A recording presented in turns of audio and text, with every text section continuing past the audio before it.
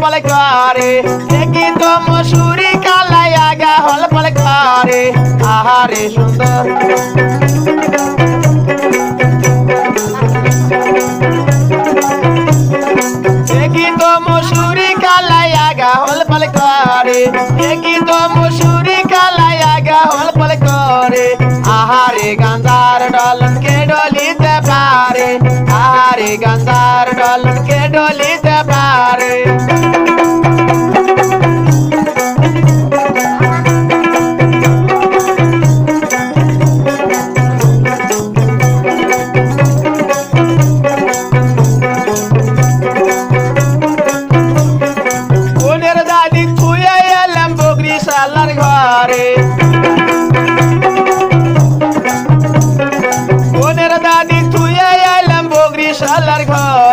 सारा राती बाटा गुल यू करे सारा राती बाटा गुल यू करे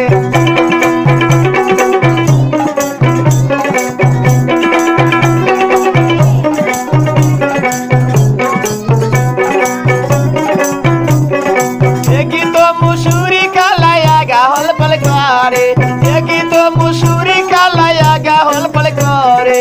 आहारे गंदार डलन के डोली ते पारे आहारे गंदार डलन के डोली ते पारे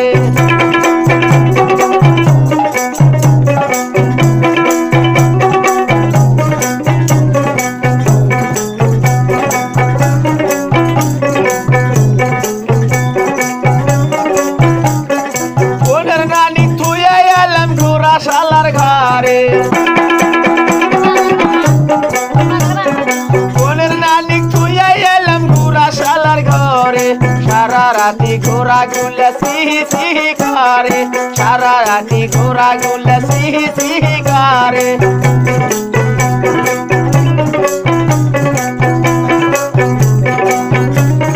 देखी तो मसूरी कालाया गा हल पल करे देखी तो मसूरी कालाया गा हल पल करे आहारे गंदार डलन के डोली ते पारे आहारे गंदार डलन के डोली ते पारे